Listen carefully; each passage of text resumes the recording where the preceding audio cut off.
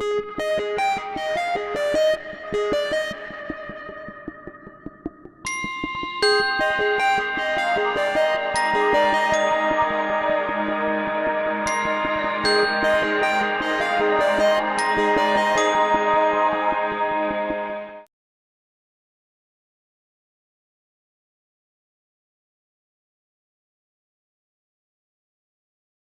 we are going to talk about Pascal's principle.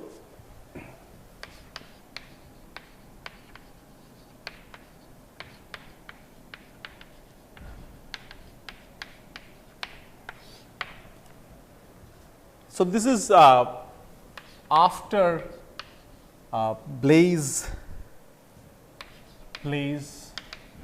Pascal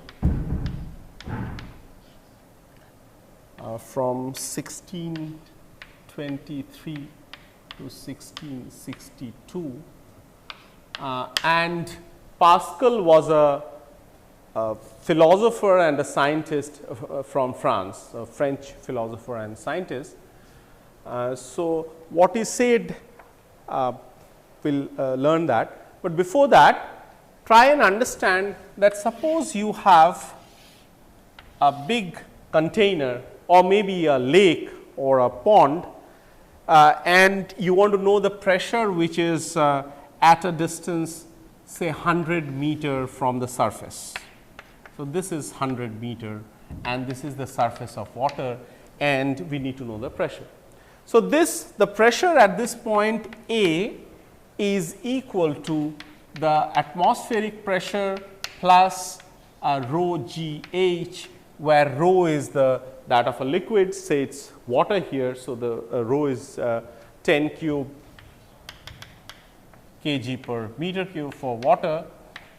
G is of course, we are not considering any variation of G, which is 9.8 meter per second square, and h equal to 100 meter. Now, understand that this has to be added, this product of these three things, that is that appears here, has to be added with the atmospheric pressure, which is what we have discussed so far, in order to get the pressure here. And that pressure is same at any level which is at a height of 100 meter from the surface, which is understandable. Now, what Pascal said is that in a confined fluid, if you apply a pressure, the pressure gets uniformly distributed throughout the fluid. Let us see how do we write down the principle. So, the principle states that the pressure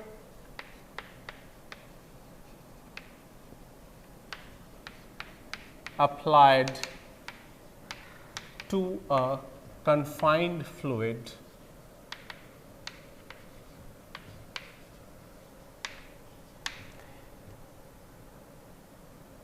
increases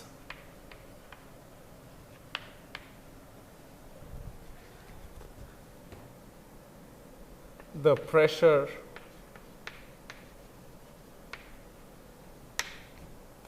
throughout by the same amount.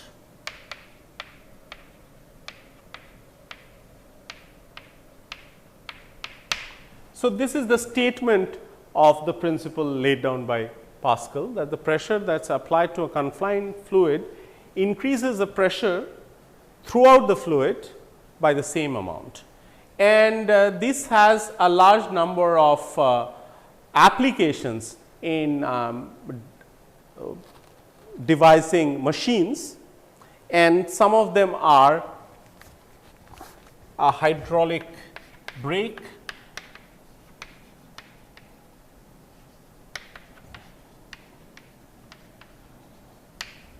and hydraulic lifts.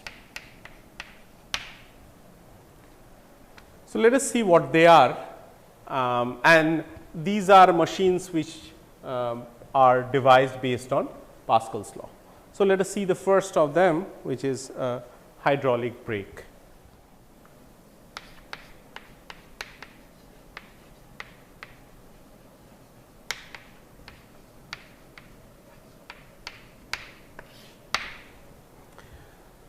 So, we have a schematic geometry as this. This is called as the master cylinder. I will write that.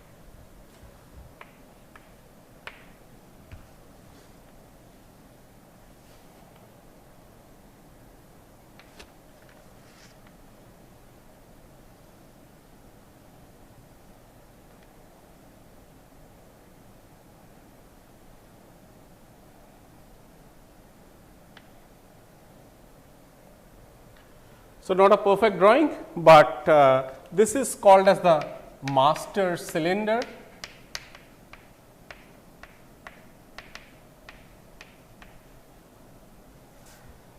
There is a fluid everywhere,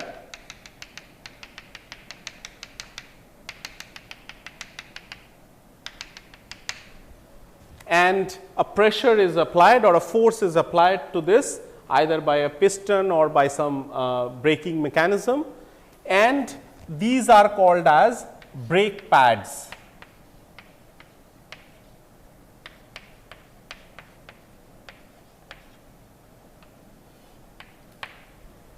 And there is a disc here which is attached. So, this is the wheel disc. So, there is a disc like thing which is in between the brake pads, and let us call it as a disc, wheel disc.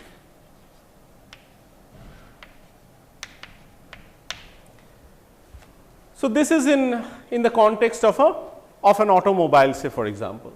So, you apply a pressure on brake. So, you apply a pressure on a master cylinder which contains a fluid.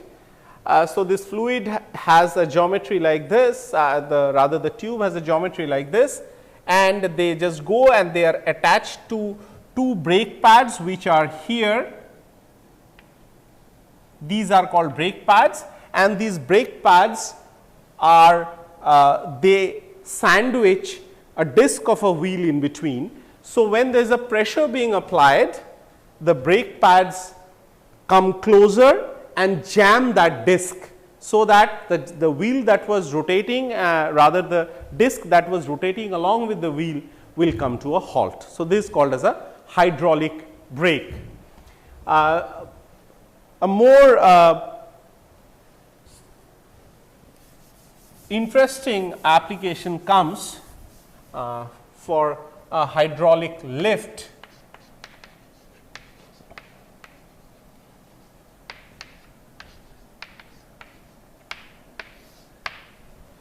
Where you have something like a U-tube again, which has the two arms of the U-tube are reasonably different. I have not made it too different, but they can be quite different. And there is a piston here, there is a piston, say for example there, and this piston supports a platform in which there is a car.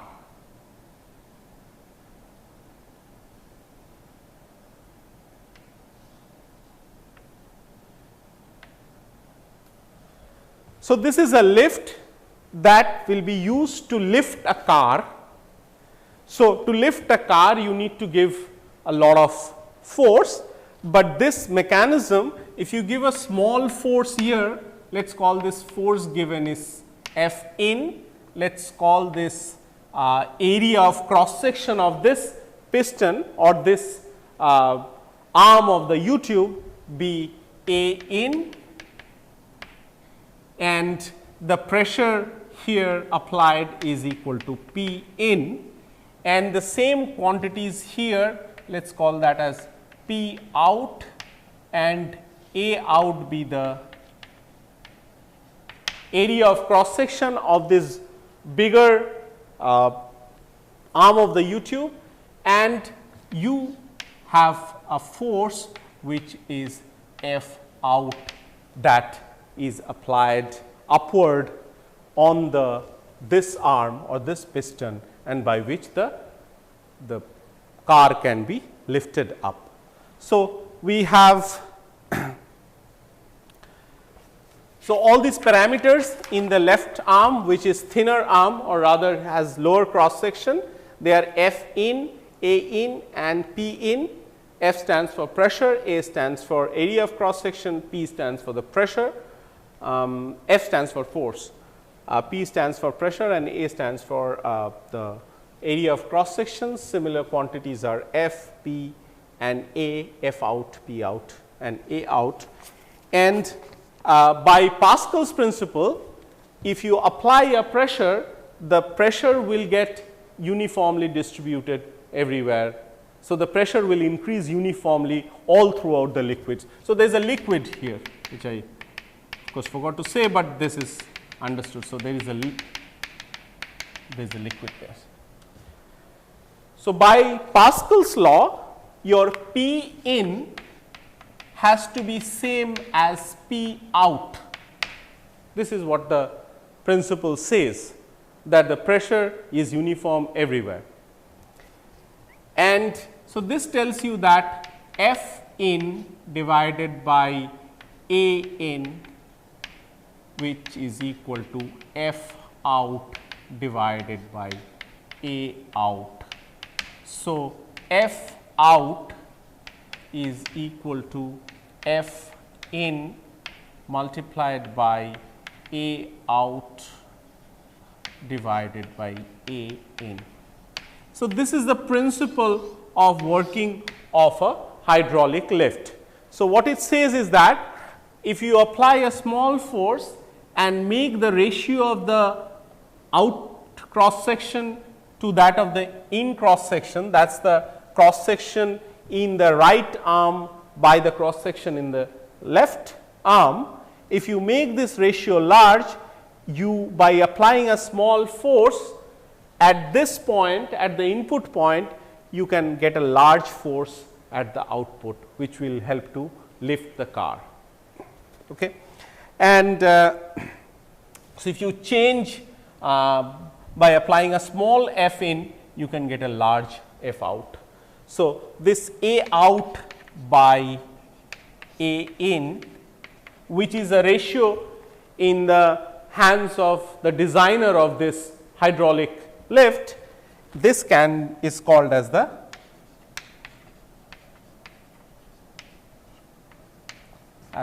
mechanical advantage.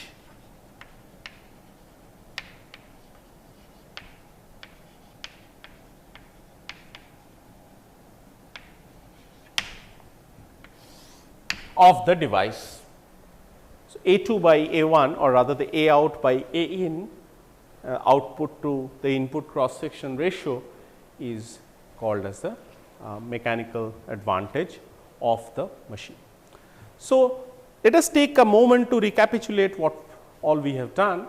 We have started with our discussion of fluids with density and specific gravity, and then we have talked about pressure very elaborately, what is meant by the atmospheric pressure, how pressure is measured, how atmospheric pressure is calculated, computed, how it decreases as you go high up from the sea level, and then what is gauge pressure and measurement of pressure by using a open tube, open U tube and also by using a barometer. And now we have talked about Pascal's principle and two very important devices which are made out of it. One is called as a hydraulic brake that are there in cars in order for an efficient stopping when it is needed for the vehicle to stop to avoid an accident. And also this is the hydraulic lift which is there in any car servicing garage, which has to lift the car in order to see that what parts have gone wrong or what needs to be rectified by using this. So, you do not need to give a very large force in order to get a do not have to give a very large force here in order to get a large output force here. You can tune the ratio and choose the liquid which will give you a large thrust upwards. So, having learnt Pascal's law and how to use Pascal's law for designing machines such as hydraulic brakes and hydraulic lift, let us learn buoyancy and Archimedes' principle.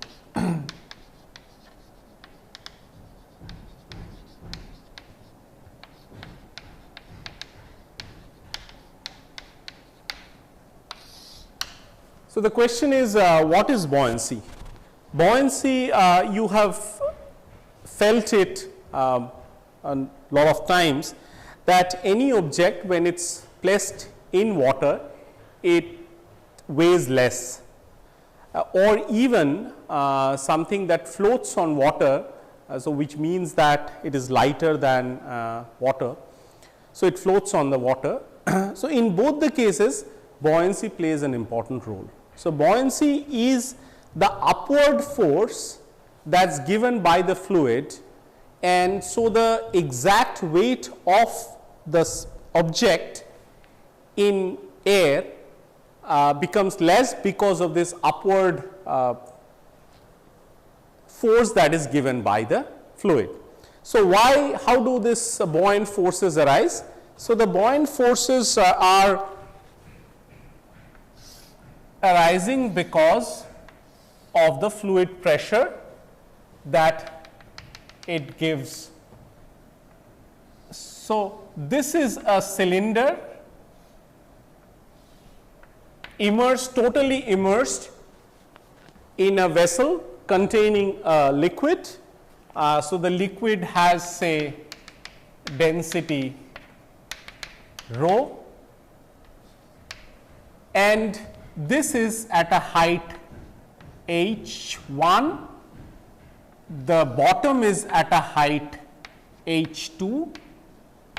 So, this is h2 minus h1 which is equal to h. So, that is the height of the cylinder, and it has an area of cross section which is equal to A, and so the fluid gives a downward pressure on the top surface of the cylinder, and also there is an upward pressure on the bottom surface of the cylinder by the liquid that is there inside this container. So, now let us call this pressure as P1 and this pressure as P2. So, P1 is the pressure on the top surface, and let us write it downwards. P2 is the pressure on the bottom surface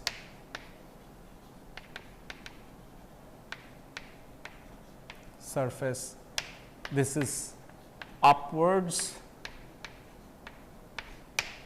A is the area of cross section of the cylinder, area of cross section. H1 height of the top measured from surface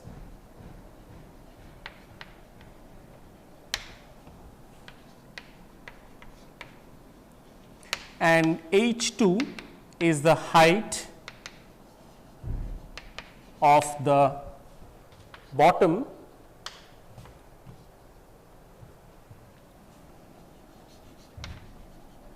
measured from the surface again.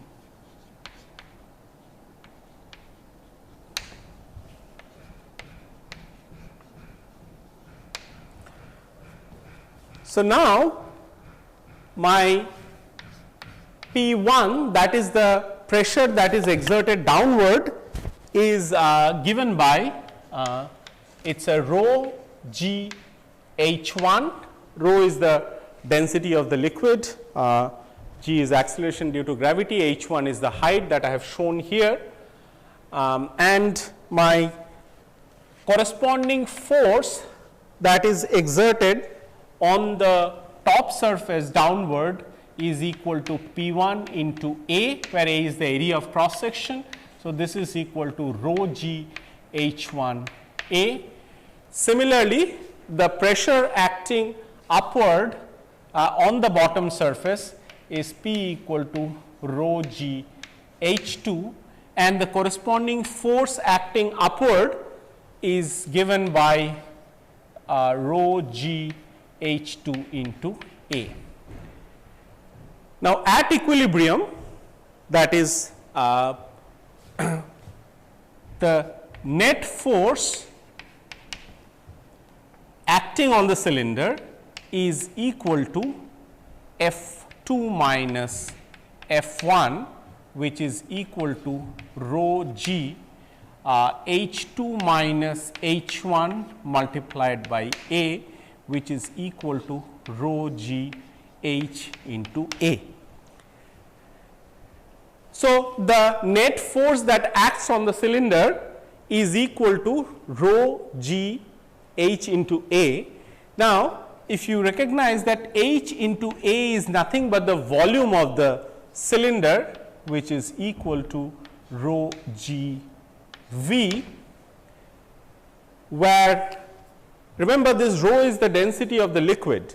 So, now rho into V will give me the mass of the liquid that is displaced here.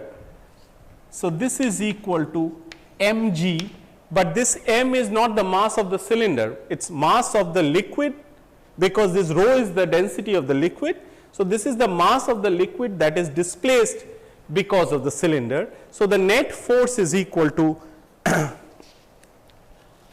m into g, m being the mass of the fluid or the liquid that otherwise would have taken the volume of the cylinder. So, this is known as Archimedes principle, and it is stated as the following. So, let me now erase this. This is no longer relevant for discussion. So, Archimedes principle is stated as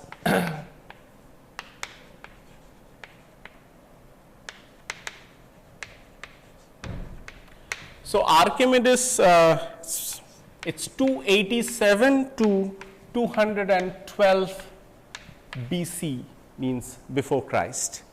So, this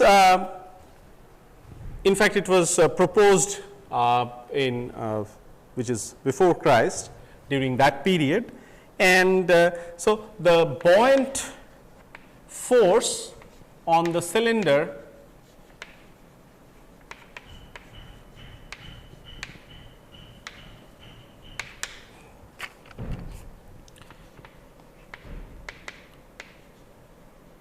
is equal to the weight of the liquid displaced by the cylinder.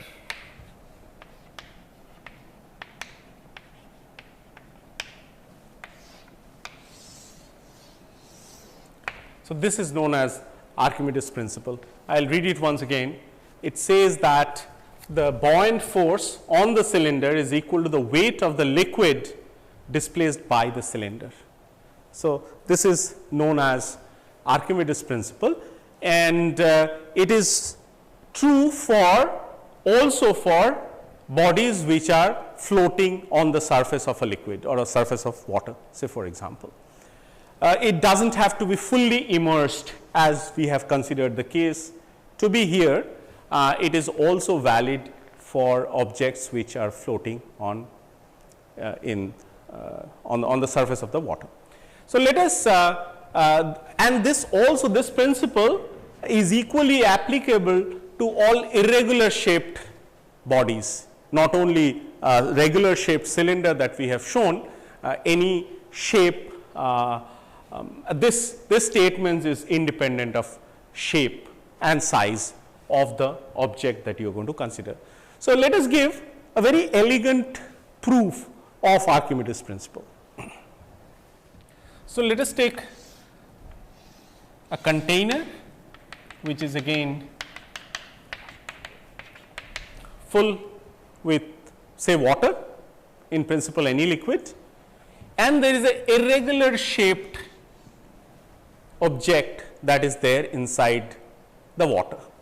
And so, there will be forces which we have just seen. So, there will be buoyant forces as well as forces due to gravity, that is that its own weight. So, this body will start descending if the weight of the body, let us call this body as A, if the weight of the body is greater than the buoyant force, let us call the buoyant force to be Fb. In fact, in the last example when we were showing, we have written F net to be equal to F2 minus F1, where we have considered a cylinder here which is totally immersed in liquid, and the force acting here is F1 and the force acting there was in the bottom surface was F2. So, this is called as Fb, which is the net force acting on the body. So, this net force acting on the body, if it is lower than the weight of the body will continue to descend. Now, let us consider the same example here, but now we shall replace the body by a liquid film of the same irregular shape. This and this has the same irregular shape. Of course, I cannot draw an irregular shape to be exactly alike, but you consider them to be of the same. So, I have just replaced the object by a liquid film here, and so there is no object here, and let us call this as A prime. It is just the liquid film which I have, it is an imaginary film which is I have taken it to be separate from the rest of the fluid, and let us call that as A prime.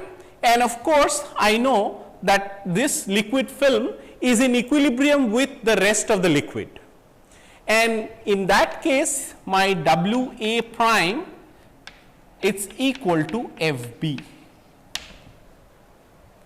right, because there is this weight of the liquid film is W A prime, and which should be same as the buoyant force that is acting, because it is same, it is a part of the liquid that I have considered, just the shape to be irregular, that of this of the object.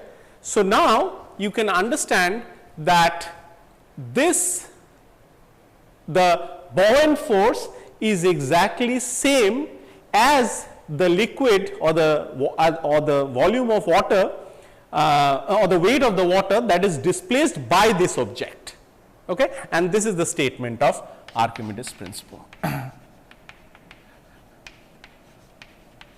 And remember, he, as I told, that he discovered it in some between 287 and 212 BC, when science itself was in a very nascent stage.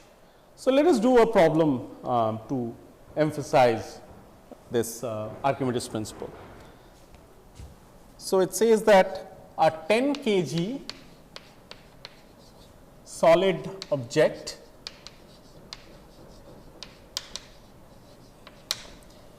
has an apparent weight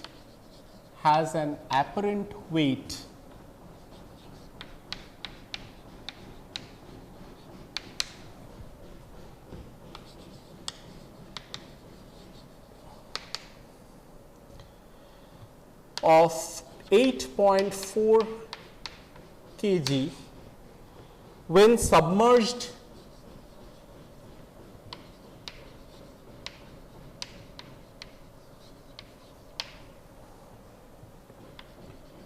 in a fluid of density 3.2 into 10 cube kg per meter cube. So, the question is, what is the density of the solid object?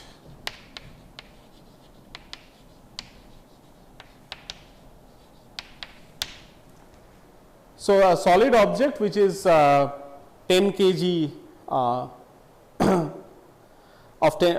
weight 10 kg or rather mass 10 kg is when it is submerged in a liquid of this density 3.2 into 10 cube kg per meter cube, it weighs only 8.4 kg, and this of course now we know that it happens because of the buoyancy that is acting on the object or on the body.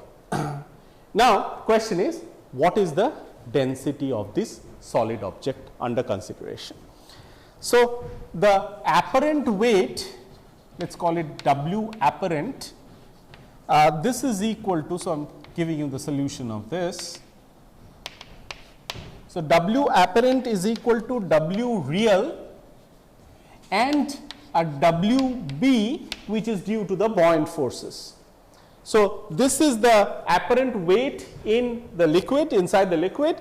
This is of course measured outside the liquid, that is in air, and there is a buoyant force that is given here. So, this is equal to a rho S G V minus a rho G V, where rho S, so W real is equal to the actual weight, or let us call it as actual instead of real, actual. So, W actual is rho S, which is the density of the solid. So, let rho S be the density of the solid.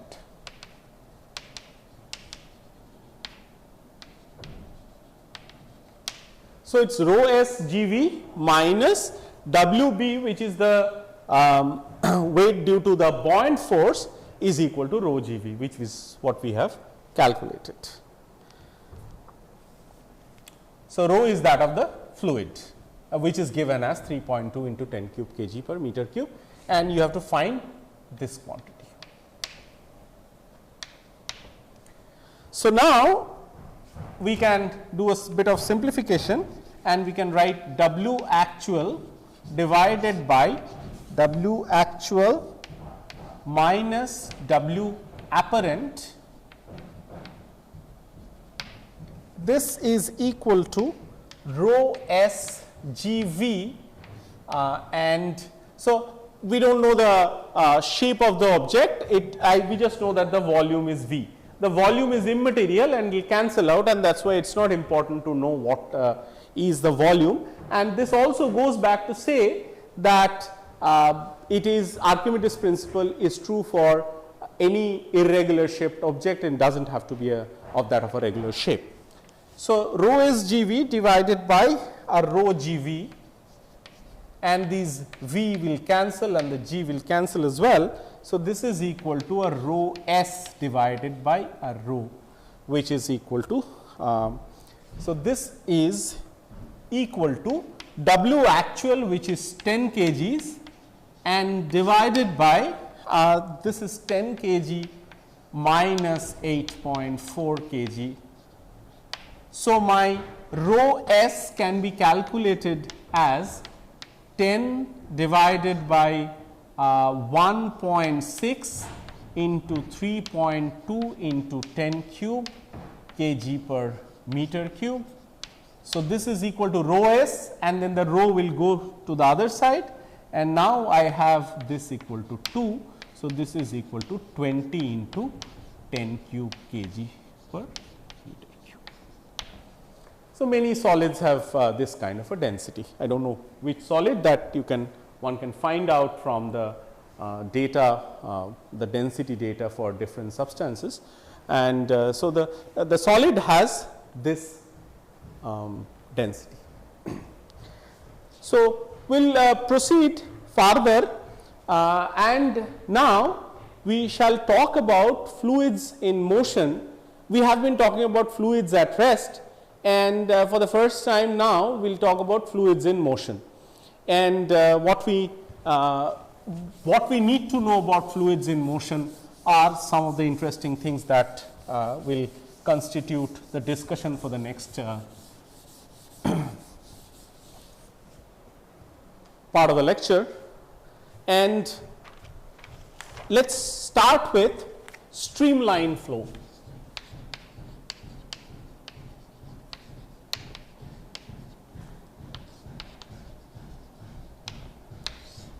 And also we will talk about equation of continuity.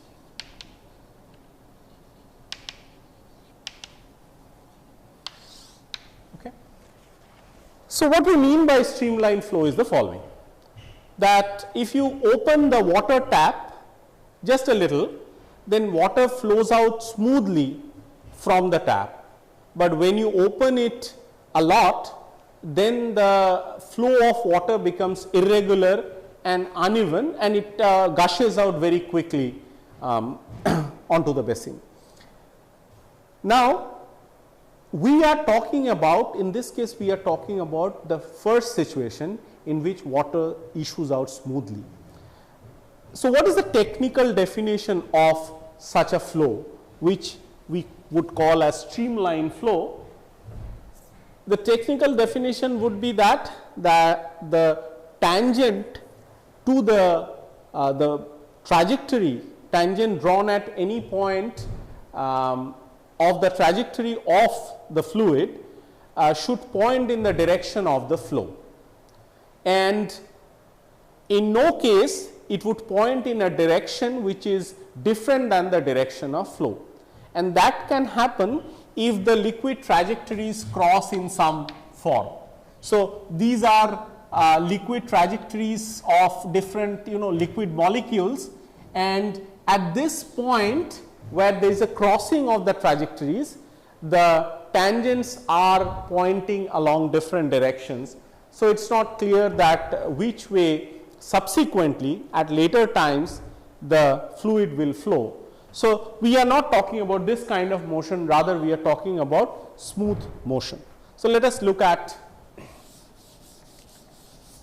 the case here where we take 3 points, rather 3 points with 3 different cross sections, and the flow is considered here.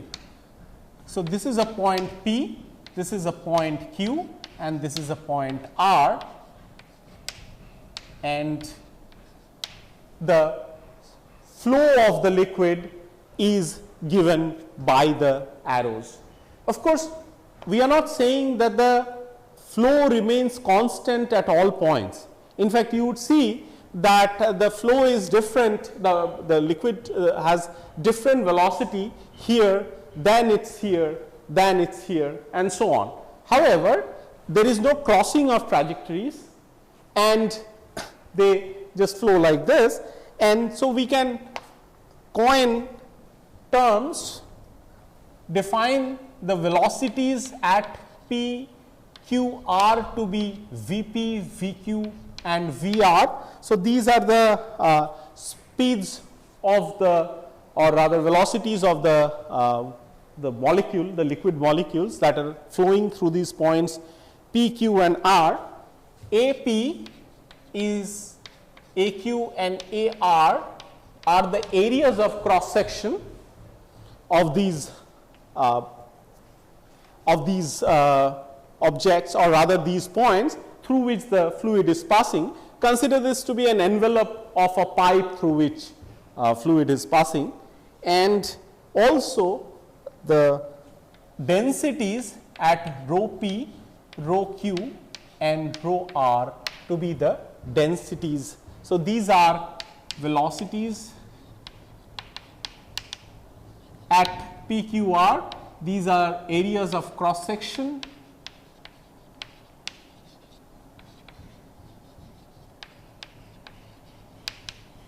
and these are densities.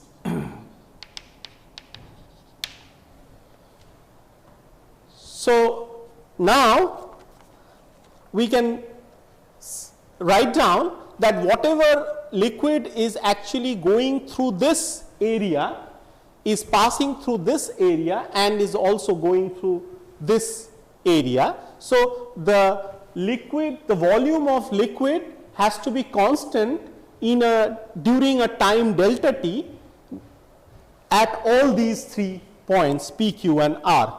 So, we have our rho P, AP, Vp and a delta t has to be equal to rho Q, AQ,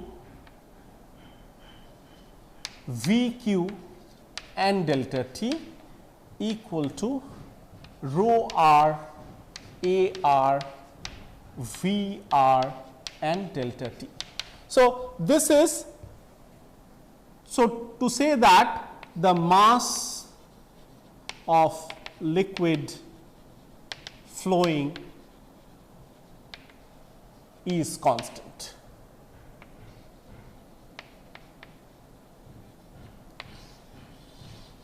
V delta t is the length element traversed by the liquid in a time delta t.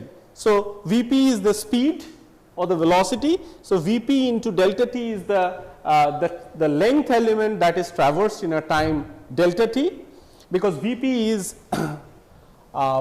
your length divided by time, or a delta of length delta of time, and that you are multiplying it with delta of time, which would give me delta of length. So, this is a delta of length, that is the length traversed by the liquid in a time delta t. Similarly, this one is the length traversed in time delta t here at the point Q, and similarly here. So, if we take that as some length or some distance, so that everything put together will give me the mass. So, we have a length into area will give me volume, volume into rho will give me mass. So, in any case, now we can consider the liquid to be incompressible, and which tells the liquid to be incompressible means that rho P becomes equal to rho Q becomes equal to rho R, which means that the liquid density of the liquid at all 3 points remain the same, which is a good assumption. And in that case, I also can cancel delta T from all sides. So, I have AP Vp equal to AQ Vq equal to AR VR, which means that my A into V is constant. So, this defines streamline flow.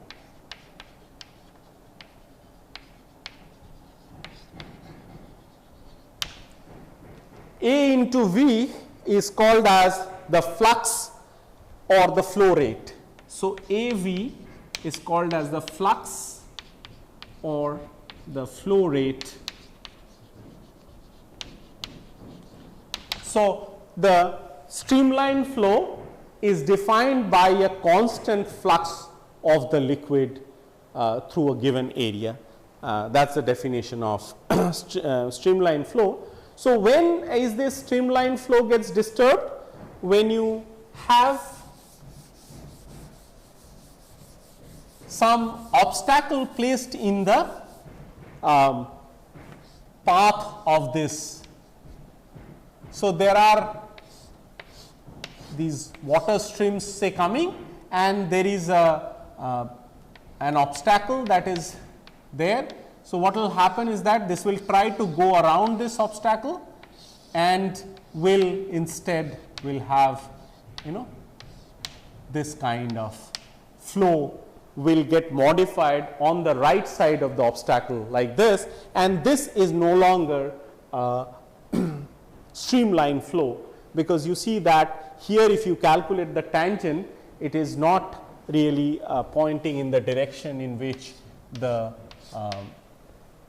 liquid is moving, and hence this is example of a non-streamline flow. This is what happens in you may have seen that near a dam or where the water reservoir, big water reservoirs, they actually cut down or rather reduce the speed of water in a river by constructing some cylindrical obstacles such that the speed comes down and the water goes around it. So, these are also the seen in whitewater rapids, or those so you may have seen those adventure sports in which they are go in rapids, and there are boats that are driven in the rapids, and it of course is an adventure sports which is not advocated without professionals.